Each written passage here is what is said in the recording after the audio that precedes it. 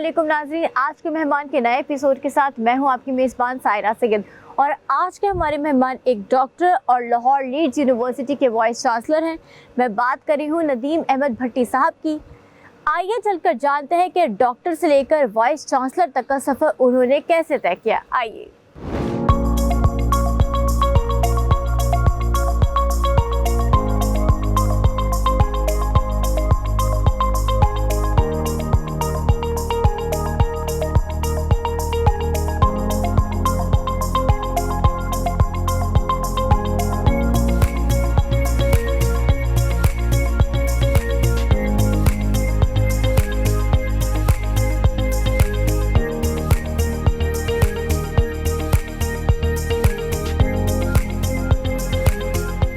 अस्सलाम वालेकुम सर, कैसे हैं आप? वालेकुम सलाम, thank you very much, I am good, I am fine, welcome to Lahore lead university. Thank you so much sir. Sir पहले आपसे पूछना चाहूँगी, क्योंकि आप माशाल्लाह से डॉक्टर भी हैं और वीसी भी हैं, तो डॉक्टर बनने तक का सफ़र कैसे तय किया आपने? डॉक्टर बनने का सफ़र बड़ा मुश्किल सफ़र था, बड़ा तवील सफ़र था। मैंने बैचलर किया पंजाब यूनिवर्सिटी से, हैले कॉलेज से मैंने बीकॉम किया। फिर मैंने मास्टर डिग्री की बिज़नेस एजुकेशन में पंजाब यूनिवर्सिटी से ही। पंजाब यूनिवर्सिटी में ही मैं पढ़ाता रहा, कुछ 17-18 साल मैंने वहाँ पढ़ाया। I was head of the department there. और फिर मैं अपनी पीएचडी के लिए आई वेंट टू ऑस्ट्रेलिया। अच्छा। ऑस्ट्रेलिया में से मैंने पहले एक डिग्री की पोस्ट ग्रेजुएशन एडिलेड से। आपने एडिलेड नाम सुना होगा सिटी का। I was in Adelaide for around 1.5 year. Then I moved to Sydney and I spent around 5 years there. That's where I finished my PhD. Or my degree was awarded from Australia. So this was my journey from bachelor degree to my PhD program. Yes. तो इस सब में, इस सारे सफ़र में आपकी family कितनी supportive रही आपके लिए? फैमिली बहुत सपोर्टिव रही। फैमिली ने ना सिर्फ ये कि सपोर्ट किया, बल्कि फैमिली ने बड़ी इसकी कास्ट पे की। और वो सपोर्टिव ना हो तो आपकी परफॉर्मेंस जो है वो उस पर फ़र्क पड़ता है। लेकिन thanks God I had a very supportive family. मेरे छोटे छोटे बच्चे थे, बट दे अंडरस्टूड के this is the phase we are going through. अच्छा सर, डॉक्टर भी हैं माशाल्लाह से और वीसी भी हैं, तो वीसी बनने के पीछे क्या इंस्पिरेशन थी? देखिए, बात यह है कि मैंने चूँकि स्टार्ट किया फ्रॉम जस्ट अ लेक्चरर, फिर मैं हाई पोजीशन पे का I was the head of the department. अच्छा, इस दौरान मैं पंजाब यूनिवर्सिटी की सेनेट का मेंबर भी बना। फिर when I went to Australia, तो ऑस्ट्रेलिया में I was member of the senate of one university. I was president of international students union in Australia. उसके बाद जब मैं कनाडा गया, कनाडा में मुझे एक ग्रुप ऑफ ट्रेनिंग कॉलेजेस का हेड बनने का मौका मिला। तो मैं इसके साथ साथ सऊदी अरेबिया में मैं as a senior consultant with Saudi ministries काम किया। तो जब इतने सीनियर पोजीशन पे आप काम करते हैं, तो फिर आपका दिल करता है कि मैं अपनी वो जो लर्निंग आपने की है, जो स्किल्स आपने लर्न किए हैं, उन सब को कहीं पे मैं एक फोकस जगह पे यूज़ करूं और ऑर्गेनाइजेशन को मैं लेके ऊपर उठूं। अच्छा, जैसे अभी आपने बताया पीएचडी के लिए फर्दर आप ऑस्ट्रेलिया गए, तो उस टाइम में भी मतलब आपने कहा कि आप अब्रॉड मूव किए, ठीक है, और यहाँ हमारे अब यंगस्टर्स इस जनरेशन के भी वो बाहर जाते हैं पढ़ने, ये क्या वजह, पाकिस्तान में क्यों नहीं? देखिए, हमें वी शुड एडमिट के एक सीधी सी बात है, हमारा जो एजुकेशन का लेवल है वो नहीं है जो वहाँ पे है। इसमें हमें हम definitely we love our country. हम अपने यूनिवर्सिटी के, हमारे अपने मुल्क के इदारों से हमें बड़ा प्यार है कि जब आप किसी भी दूसरे कंट्री में जाते हैं, वो चाहे कोई भी कंट्री हो, you are expose to new things, you experience new culture, new religion, new life styles. वो जो डाइवर्सिटी है वो सीख के आते हैं। और बहुत सारी मैनेजमेंट साइंसेस की रिसर्चेस ने बताया है कि diversity is a tool for increasing the productivity. जितना डाइवर्स एटमॉस्फेयर होगा उतनी प्रोडक्टिविटी बढ़ती जाएगी। सो डू यू बिलीव कि ट्रैवलिंग बहुत इम्पॉर्टेंट है? Travelling definitely is very important. एक तो travelling is fun, it's very simple. Second, ये travelling is learning. When we travel we learn, we meet with new people, we become part of new organizations, we experience new things. हमें काम करने के नए तरीके सीखने का मौका मिलता है। और मुझे बड़ा एक इंटरेस्टिंग बात याद आ रही है। मेरा एक दोस्त, उसने यहाँ से सीए किया, चार्टर्ड अकाउंटेंसी की, वो चले गया कनाडा। कनाडा की एक अकाउंटिंग फर्म में वो जॉब करना शुरू कर दिया उसने। तो उसने बताया कि मैं जब पहले दिन गया तो मैं एक पेपर, मुझे मेरे ऑफिस के किसी कुलीग ने कहा कि इसकी फ़ोटोकॉपियाँ करा के ले आओ। मैं एक कमरा था जहाँ फ़ोटोकॉपी मशीन पड़ी हुई थी, मैं वहाँ फ़ोटोकॉपी करने गया तो एक आदमी मुझसे पहले फ़ोटोकॉपियाँ कर रहा था। तो मैंने समझा वही पाकिस्तानी वाली बात कि ये फ़ोटोकॉपी करने वाला होगा। तो मैंने उससे कहा कि इसकी भी 2 कॉपियाँ कर दो। तो उसने मुझे कहा कि are you a new employ?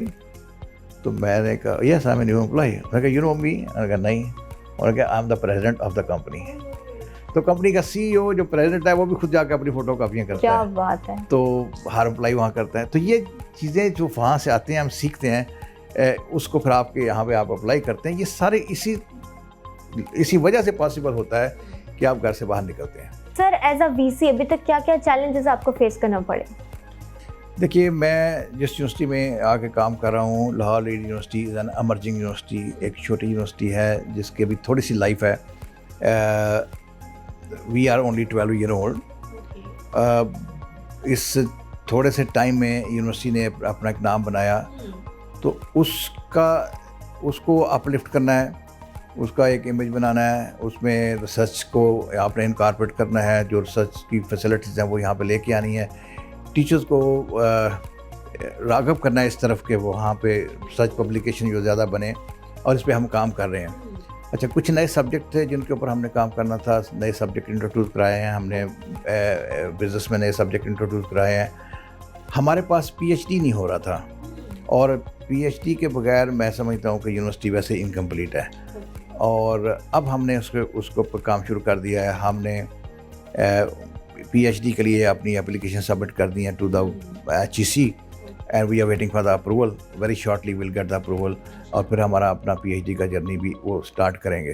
पहला मैसेज हमारा ये है कि no smoking at all.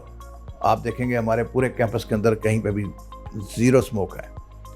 So nobody is allowed to smoke. बल्कि मुझे कई दफ़ा मैं जाता हूँ पीछे जो कोने खुद रहे वहाँ भी चक्कर लगा के आता हूँ कि somebody स्मोकिंग देयर और नॉट, तो नहीं करते हैं लोग स्मोक हमारे। अच्छा, अब आप इससे अंदाज़ा कर लें कि अगर स्मोकिंग के बारे में हम इतने स्ट्रिक्ट हैं तो इसका मतलब हुआ कि ड्रग्स नहीं होंगी यहाँ पे, इसका मतलब वेपन यहाँ पे नहीं होगा, इसका मतलब है वो लेवल के वो झगड़े वो प्रॉब्लम नहीं होंगे यहाँ पे। This is something very unique which we have. अच्छा सर, जैसे अभी आपने बात की बच्चों के, स्टूडेंट्स के बिहेवियर की ना, कि रिस्पेक्ट का मादा ही नहीं उनमें, तो ये इस यूनिवर्सिटी में तो नहीं लेकिन मेजॉरिटी स्टूडेंट्स में ये पाया जाता है कि उनमें पेशेंस लेवल नहीं होता, टीचर्स को वो रिस्पेक्ट नहीं देते जो हमने हमारे टाइम में टीचर्स को रिस्पेक्ट किया। तो इसकी क्या वजह लगती है आपको? उनका पेशेंस लेवल इतना कम क्यों है? या वो बिगड़े नवाब, बिगड़े शहजादे हैं जो कुछ समझते नहीं? अच्छा नहीं, मैं इस तरह नहीं देखता इसको। देखिए, हमें एक पूरा बिगर सिनेरियो में देखना पड़ेगा कि हमारा पूरा कल्चर जो है उसमें रिस्पेक्ट इज़ समथिंग मिसिंग। दुकानदार गाहक से पैसे भी कमाता है और उसकी रिस्पेक्ट भी नहीं करता। फैमिली में लोग एक दूसरे के लिए रिस्पेक्ट का प्रॉब्लम है। तो ये सिर्फ टीचर स्टूडेंट की बात नहीं, हर जगह भी है। और जहाँ पे स्टूडेंट को ये सिखाना ज़रूरी है कि अपने उस्ताद का एहतराम करें, जो कि अल्हम्दुलिल्लाह हमारे यहाँ करते हैं, वहाँ टीचर को भी ये बताना ज़रूरी है कि आपका स्टूडेंट जो है वो इम्पोर्टेंट है, और उसको आपने रिस्पेक्ट करके ये सिखाना है कि रिस्पेक्ट की जाती है। Exactly right. तो इस पे हम जब अभी हमने नेक्स्ट वीक में एक टीचर का ट्रेनिंग प्रोग्राम रखा हुआ है, तो उसका ये कंपल्सरी कंपोनेंट है कि स्टूडेंट टीचर की जो रिलेशनशिप है ये बड़ी डीप रूटेड होनी चाहिए। सर, आपकी लाइफ का अभी तक का सबसे यादगार कोई किस्सा जो आपको आज तक याद हो? बेशुमार किस्से हैं जी जो यादगार हैं, लेकिन the most challenging time which I had, मैं आपको 2 वाक़या सुनाता हूँ। मैं जब ऑस्ट्रेलिया में गया तो मैंने टीचिंग शुरू की, और मैं मार्केटिंग का सब्जेक्ट पढ़ाता था। मार्केटिंग मैंने कई साल यहाँ पढ़ाई, वही किताब वही बातें, तो मुझे लगा कि कोई मसला नहीं है, यहाँ भी पढ़ा लेंगे। अच्छा, ऑस्ट्रेलियन का एक अपना एक्सेंट है। अच्छा। वो एक्सेंट है तो इंग्लिश, लेकिन वो एक्सेंट ऐसा है कि वो कैच नहीं होता उस बंदे से जिसने वहाँ टाइम नहीं पहले गुजारा हुआ। वो आपको समझ नहीं आती क्या बात करते हैं। अच्छा, मैं अब क्लास में चले गया और मैं इस मान में चले गया कि मुझे तो सब आता है, नो प्रॉब्लम। अच्छा, अब प्रॉब्लम स्टार्ट हुआ जबकि एक स्टूडेंट उठ के क्वेश्चन किया आपसे। कोई स्टूडेंट क्वेश्चन कर लेता क्लास में, आप क्वेश्चन करता है तो आपको समझ नहीं आई मुझे क्या पूछा इसने। अब आप क्या करेंगे? अब आप स्टूडेंट को ये नहीं कह सकते कि आप अपना क्वेश्चन रिपीट करो, आप ये भी नहीं कह सकते मुझे लिख के सवाल दे दो। अगर आप एक दफ़ा कर लेंगे, एक और क्वेश्चन होना है, एक और होना है, एक और होना है, तो आप क्या करेंगे? आपको तो कोई समझ ही नहीं आ रही। अब शुरू में आप नए नए गए हुए हैं और आप इस प्रोसेस से गुजर रहे हैं। अब मैं कहूँ, या अल्लाह मैं क्या करूँ अब यहाँ पे। फिर मेरे माइंड में खुद उस वक्त आई बात कि एक क्वेश्चन जो आपसे किया गया हुआ है, आप जजमेंट करते हैं कि ये क्वेश्चन तकरीबन मुझसे इस एरिया के बारे में किया गया होगा, लिहाजा एक लंबा सा जवाब दे दें। आप थोड़ा पीछे से शुरू करें और थोड़ा आगे तक ले जाएं, जिसमें उसकी बात का जवाब भी आ जाए। तो इस टेक्निक से मैंने उन सिचुएशन को हैंडल किया शुरू में। तो कहते हैं ना, अपॉर्चुनिटी वेट फॉर नन, मतलब हमें खुद ही उसको तलाश करना और उसी टाइम अप्लाई करना। We got to do it. We had to put our effort to find it out. Yeah. अच्छा सर, करियर काउंसलिंग के हवाले से बताया, हमारे जो मतलब यूथ है उसे ये नहीं पता कि वो मतलब सोचते कुछ है, करते कुछ है और होता इन पे कुछ है। तो करियर काउंसलिंग की मतलब हमारे इस मुआशरे में बहुत ज़्यादा ज़रूरत है, लेकिन हो नहीं रही है, ऐसा क्यों है? बड़ा खूबसूरत आपने क्वेश्चन किया है। Career counselling is very very important area, और इसमें बड़ी मुनासिब और सॉलिड गाइडेंस बड़ी ज़रूरी है। हमारे बहुत सारे स्टूडेंट को में बहुत सारा टैलेंट है, लेकिन उनको अपने आप को प्रेजेंट करना नहीं आता, और उसके लिए हमने भी हमारे पास भी करियर सेंटर है जिसमें हम लोगों को job hunting, CV writing, cover letter writing, उस जॉब इंटरव्यू ये सिखाते हैं। और ये तो वक्त की ज़रूरत भी है, हमें ये नहीं पता हमने CV में लिखना क्या है। मैं तो आपको बताऊं कि मेरे पास लोग आते हैं, टीचर्स आते हैं, जॉब के लिए आते हैं, प्रोफेसर जिन्होंने 10-20 साल पहले नौकरियां की हुई हैं, अब वो जॉब के लिए आते हैं। उनका CV मैं देखता हूं तो मैं हैरान होता हूं कि इस बंदे ने कभी फॉर्मली सीखा नहीं कि CV कैसे लिखते हैं। मसलन आपको CV में मिलेगा name and father name, who cares, father name का कोई ज़रूरत नहीं है यहाँ पे। National identity card, date of birth, भाई इन चीज़ों की ज़रूरत नहीं है। आपकी डेट ऑफ बर्थ का या आपके शनाख्ती कार्ड नंबर का या आपके फादर नेम का इसमें कोई तल्लुक ही नहीं है। आप उन चीज़ों को हाईलाइट करें जो इस जॉब के लिए रेलेवेंट थी। कैरियर चॉइसेस भी एक इशू है। एक तो ना, आपने जब डिग्री ले ली, डिग्री लेने के बाद आपको सिखाना है कि आपकी डिग्री मार्केट कैसे करनी है। एक ये है कि डिग्री लेने से पहले चूज़ करना कि मैं ऐसे स्टूडेंट मिलते हैं जो कहते हैं मैंने पहले वो कर लिया तो फिर मुझे ख्याल आया कि नहीं मैं दूसरी डिग्री कर लूँ। आप अक्सर सुनते हैं 3 MA किए हुए हैं, नौकरी नहीं मिल रही। बस 3 MA किए क्यों आपने? 3 MA करने का मतलब यह है कि आप अपने पहले MA पे मुतमईन नहीं थे, फिर आपने दूसरा किया, ऐसे ही उस पर आप सेटिस्फाइड नहीं थे। दैट शोज कि आपको ज़िंदगी में चॉइसेस रॉन्ग किए हैं। आपने कहीं पे कंसल्ट नहीं किया कि what should be my choice, मुझे किस सब्जेक्ट में पढ़ना चाहिए। तो ये बहुत अर्ली स्टेज में पहले तो यहाँ से लोगों को गाइड किया जाए कि प्रोफेशन कौन कौन से हैं, सब्जेक्ट कौन कौन से हैं, डिग्रियाँ कौन कौन सी हैं, और आपके साथ कौन सी चीज़ें मैच करती हैं, आपकी पर्सनैलिटी के साथ कौन सी चीज़ें मैच करती हैं। तो फिर आप वो पढ़ें, और पढ़ने के बाद उसको कैसे मार्केट करना है ये सिखाया जाए। एग्जैक्टली। लेकिन हमारे यहाँ लोग सोचते कुछ है, करते कुछ है, होता कुछ है। जी, वो कहते हैं बस देखेंगे जो होगा। लेकिन पोस्ट रिसर्चेस पे हो चुकी हैं, पूरी दुनिया में हो चुकी हैं। हार्वर्ड ने भी इस पर एक रिसर्च किया है कि जिन लोगों ने स्टूडेंट टाइम के ऊपर प्लान किया हुआ था अपना करियर, वो लाइफ में ज़्यादा सक्सेसफुल होते हैं, एक्सेल करें। सही। यस। तो लोगों को अपने ऑब्जेक्टिव सेट करने सिखाना बड़ा ज़रूरी है, और ऑब्जेक्टिव सेट करने के लिए ज़रूरी है कि पूरा होराइजन उनको दिखाया जाए कि ये सब्जेक्ट अवेलेबल है, ये एरियाज़ अवेलेबल है, इतनी सैलरी होती है, पाकिस्तान में इसकी ये मार्केट है, पाकिस्तान से बाहर इसकी ये मार्केट है, कौन कौन सा सब्जेक्ट है जिसको आप मार्केट कर सकते हैं। तो ये सारी बातें जो हैं ये बताना ज़रूरी है, और फिर पर्सनैलिटी टाइप के साथ मैच करना भी बड़ा ज़रूरी है कि आपकी मार्केटिंग वाली पर्सनैलिटी नहीं, एक शाही किस्म का पर्सन है, वो मार्केटिंग सब्जेक्ट ले लेता है, पढ़ने के बाद वो कहता है कि मुझसे सेलिंग नहीं होती, राइट। तो वो ये सारा कुछ मिला के एक डिसीजन जो होता है, और वो करने के लिए हेल्प हमें करना चाहिए। ऑलराइट व्यूअर्स, बातों का सिलसिला ऐसे ही जारी रहेगा, लेकिन यहाँ वक्त है ब्रेक का, so don't go anywhere, stay tuned with us.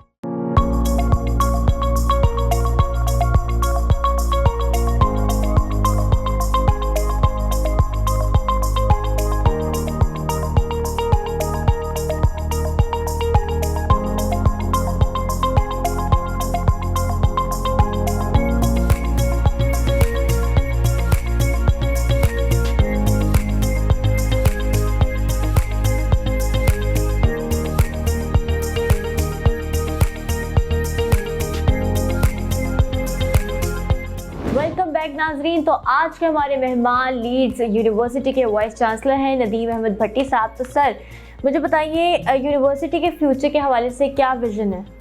Lahore university में हमारे पास जो विजन में 2-3 चीज़ें हैं। एक तो ये है कि हम नए प्रोग्राम्स इंट्रोड्यूस कराना चाह रहे हैं। किस तरह के प्रोग्राम? हम एक तो डॉक्टरल प्रोग्राम हमारे पास नहीं है। हम चाहते हैं कि पीएचडी प्रोग्राम यहाँ पे शुरू हों। पीएचडी प्रोग्राम जो है वो यूनिवर्सिटियों का हुस्न होता है, वो है जो जहाँ पे मेन रिसर्च हो रही है, और हम चाहते हैं कि वो हो काम। हमारे पास लॉ में हमारा लॉ स्कूल बड़ा पॉपुलर स्कूल है। हमारे पास हमेशा बड़ा रश होता है जो लोग LLB करने आते हैं, लेकिन LLB के बाद जो एडवांस लेवल है उसका LLM है वो नहीं है। तो हम उस पर काम कर रहे हैं, और इस तरह बिज़नेस में हम चाहते हैं कि नए प्रोग्राम जो है वो इंट्रोड्यूस किए जाएँ। जैसे आजकल सप्लाई चेन का बड़ा डिस्कशन हो रही है, इसी तरह EI आज का बड़ा टॉपिक है वहाँ पे। तो EI और सप्लाई चेन ये वो सब्जेक्ट हैं। इस तरह एजुकेशन में हम नए एरिया लेके आना चाह रहे हैं। तो कुछ सब्जेक्ट नए लेके आना चाह रहे हैं, और कुछ एडवांस लेवल की स्टडीज़ वो हम लेके आना चाह रहे हैं यहाँ पे। टीचिंग तो आपने बहुत ज़्यादा की, इसके अलावा कभी कुछ किया है? टीचिंग के अलावा मैंने एडमिनिस्ट्रेशन में काम किया है, और मैं एक बड़ा दिलचस्प काम जो मैंने किया when I was in Canada, वो मैंने एक मूवी में काम किया। मूवी में काम किए? वाह। एक मूवी थी फ्लाइट 182, उसका नाम फ्लाइट 182। ये बेसिकली ये मूवी है एक प्लेन की जिसके अंदर बम प्लांट किया गया होता है, और वो बम ब्लास्ट होता है रास्ते में और प्लेन क्रैश हो जाता है। ये उस प्लेन की स्टोरी है। तो उसमें जब when I went to Canada, तो मैं एक at one stage I had no money to live, और मैं I was searching for a job थी नहीं। तो one day I heard it on radio कि किसी प्रोडक्शन कंपनी को एक्टर्स चाहिए। तो मैंने कहा चलो, उन्होंने कहा ऑडिशन के लिए लोगों को कॉल किया हुआ था, लेट्स गो फॉर ऑडिशन। मैं ऑडिशन के लिए चले गया। जब मैं ऑडिशन के लिए गया तो उन्होंने मुझे बताया कि रोल है पायलट का। फ्लाइट 182 में पायलट का रोल है। आप अंदर चले जाएं प्रोडक्शन हॉल में, वहाँ पे आप ऑडिशन दें। अच्छा सर, ऑडिशन भी आपका मतलब हो गया सक्सेसफुल? मतलब पहले कोई एक्सपीरियंस नहीं, कोई बैकग्राउंड नहीं, और ऐसे ही कामयाब हो गए? जी, मेरा बिल्कुल कोई एक्सपीरियंस नहीं था, और पायलट का तो बिल्कुल मुझे रोल का भी पता नहीं था। लेकिन I was selected somehow. Then I played this role for that movie. क्या बात है। जिसमें वेरियस पार्ट से जो कि मैंने भी सीखे एक्चुअली, कि जब प्लेन आपने स्टार्ट, उसका नाम था पायलट, तो प्लेन आपने जब स्टार्ट होना है तो कौन कौन से नाम उसमें। इंटरेस्टिंग पार्ट वाज कि उन्होंने उस प्लेन का एक एक्सपर्ट हायर किया हुआ था जिसने मुझे गाइड किया कि ये बटन जो है आपने इस तरह से टच करने हैं। That will give a real feel कि आप you are already a pilot. और उसके बाद पायलट का अपने को पायलट्स के साथ जो कन्वर्सेशन है वो रिकॉर्डिंग थी, और जो बहुत इम्पोर्टेंट पार्ट था कि जो बम ब्लास्ट होना है उसमें एक शॉक होना है, तो वो रिकॉर्ड होना है। मतलब आपने उसी तरह की इमोशंस, गेस्चर सब कुछ दिया? मैंने दिया, और वो फिर ऑन एयर भी हुई, लेकिन मैं नहीं देख सका क्योंकि मैंने तो उस मूवी में काम इसलिए किया था कि मैं आई नीड सम मनी। आपको तो गर्ज ही नहीं थी ना, आपको तो बस चाहिए थे। मेरे नहीं था माइंड में। बाद में I kept on searching but I couldn't find it out. या तो रीटेक्स भी हुए होंगे आपके यकीनन? रीटेक भी हुए, बल्कि बाद का तो एक शॉट छोटा सा लेना होता था, तो उसके लिए it took like maybe 8 hours, but we were paid for 8 hours, so we were happy. मतलब हेक्टिक था, लेकिन आपको था कि अच्छा चलो। मुझे याद है कि तो पूरा क्रू जो है प्लेन का, जिसमें पायलट है, को पायलट है, एयर होस्टेस हैं, उन सब ने एंटर होना है एयरपोर्ट पे। तो वो शॉट कितनी दफ़ा लेना पड़ा to take a good shot, right? But that was a great experience. बातें तो चलती रहेंगी जी। आज आप हमारे मेहमान हैं लाहौर यूनिवर्सिटी में। ये हमने खाने का अरेंजमेंट किया है यहाँ पे, ये हमारे कैफेटेरिया में जो कुछ बनता है वो आपके लिए मंगवाया है। आप प्लीज़ ये शुरू करें। आप भी लीजिए सर। मेरा तो सर, तो मुझे बताएं, लाइफ में कभी डीमोटिवेट हुए हैं आप? नहीं, एक्चुअली हुआ लाइफ में डीमोटिवेट नहीं हुआ। उसकी वजह ये रही, देखिए टीचिंग प्रोफेशन में एक बड़ा अच्छा काम जो ये है कि आपको हर साल नए लोग मिलते हैं, नए चेहरे, नए मिजाज, नए टाइप के स्टूडेंट। वो आपको भी मोटिवेट करके रखते हैं। फिर मैंने चूँकि प्रोफेशन चेंज किए, कंट्री चेंज किए, तो प्रोफेशन और कंट्री चेंज करने की वजह से लाइफ में एक रौनक रही कि you experience new things and you enjoy. Sir कोई ऐसी नसीहत जो किसी ने आपको की हो तो आज तक आपको वो याद हो? जो हमें नसीहतें की गई मुझे वो याद हैं, लेकिन मुझे लगता है कि अब वो नसीहतें जो हैं वो काफ़ी ऑब्सोलीट हो गई हैं। अब लाइफ के चैलेंजेस नए आ गए हैं, अब नसीहतें भी नई होनी चाहिए। और चूँकि मैं एक उस्ताद हूँ और एक एजुकेशन इंस्टीट्यूशन में काम करता हूँ, मेरी नसीहतों का जिसको मैंने एड्रेस करना होता है वो भी स्टूडेंट होते हैं। बिल्कुल। और उसमें हम यही कहते हैं कि आप चैलेंजेस को कबूल करें एंड थिंक डिफरेंटली। और एंटरप्रेन्योरशिप का देखें, हमारे ज़माने में ये टॉपिक ही नहीं था, अब ये है। अब हम स्टूडेंट को ये सिखाते हैं, समझाते हैं, कहते हैं कि अपना बिज़नेस करने की कोशिश करें। और उसके लिए हमारे पास हमने अभी ट्रेनिंग कोर्सेज स्टार्ट किए हैं जिसमें स्टूडेंट अपनी वेब डेवलपमेंट सीखेंगे और मार्केटिंग टेक्निक उनको सिखा रहे हैं कि हाउ टू बिकम। ये वक्त की ज़रूरत है सर, ये मतलब अब बहुत अच्छा लगा ये आपसे सुन के कि इस तरह से आप अपनी एडवांसमेंट। और जो दूसरी बात जो है वो ये है कि आप ये समझें कि पूरी वर्ल्ड आपके लिए मार्केट है। बिल्कुल। अब आपने सिर्फ पाकिस्तान के लिए नहीं सोचना, पूरी दुनिया आपके लिए मार्केट है। जहाँ भी आपको बेहतर अपॉर्चुनिटी मिलती है, बेहतर ऑप्शन मिलती हैं, find opportunities there. Keep loving Pakistan and work anywhere in the world. Yeah. अच्छा, आपके नज़दीक what's the key towards success? Hard work for sure, right? And accepting the realities and being creative.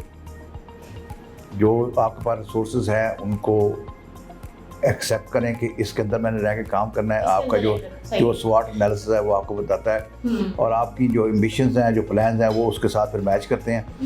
And that's the way you keep moving forward. Sir आप personal professional life को कैसे balance करके चलते हैं? मैं भी ऐसे करता हूँ और मैं हर एक को सजेस्ट भी ये करता हूँ कि वर्क प्लेस को अलग रखें, फैमिली लाइफ को अलग रखें। अब पूरी दुनिया में वर्क एंड लाइफ बैलेंस जो है इसके ऊपर बहुत काम हो रहा है और ये इसका डायरेक्ट इम्पैक्ट है आपका मोटिवेशन के साथ, आपकी प्रोडक्टिविटी के साथ। मैं यूनिवर्सिटी की बातें घर नहीं लेके जाता, घर की बातें यहाँ नहीं लेके आता। परफेक्ट। जो यहाँ पे अपने काम करना है, जाते हुए मैं पूछ के जाता हूँ कि कोई चीज़ रह गया, कोई चीज़ पेंडिंग तो नहीं है। कोई चीज़ पेंडिंग चूँकि नहीं छोड़ के गए, इसलिए कोई चीज़ साथ घर लेके जाने की ज़रूरत नहीं है। और जो फैमिली मैटर्स हैं, जो आपके घर के प्रॉब्लम हैं, जो whatever you're doing in your personal life, keep it there. यहाँ पे आके आप पूरी तरह ऑब्जर्व हो जाए इस ऑर्गेनाइजेशन में।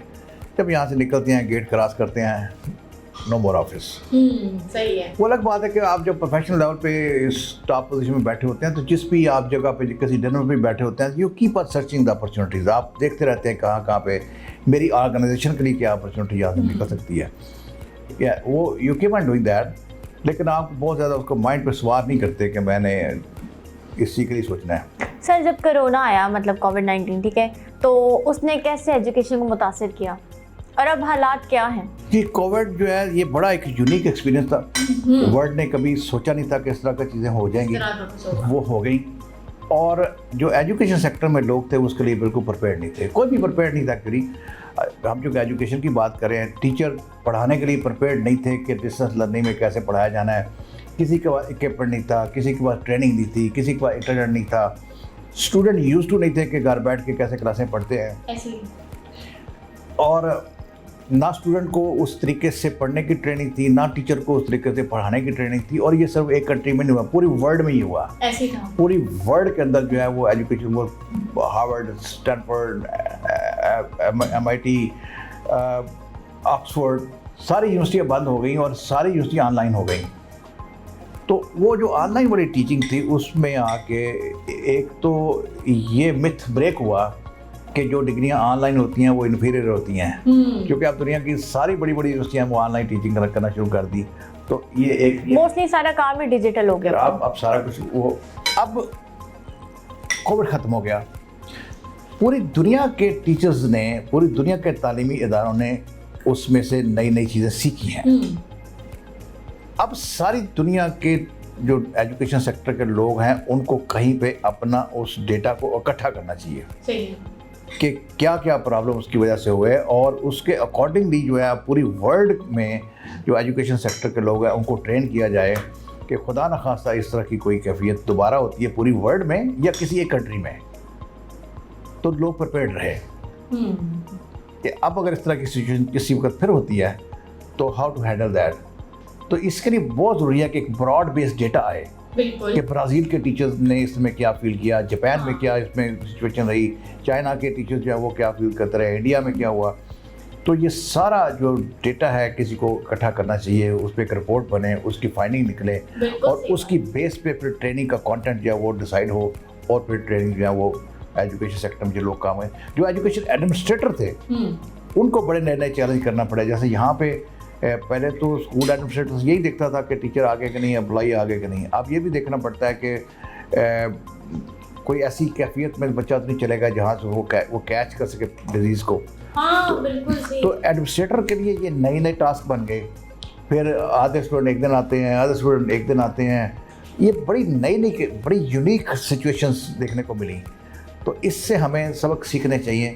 ऑलराइट व्यूअर्स, तो बातों का सिलसिला ऐसे जारी रहेगा, लेकिन यहाँ वक्त हुआ है ब्रेक का, so don't go anywhere, stay tuned with us.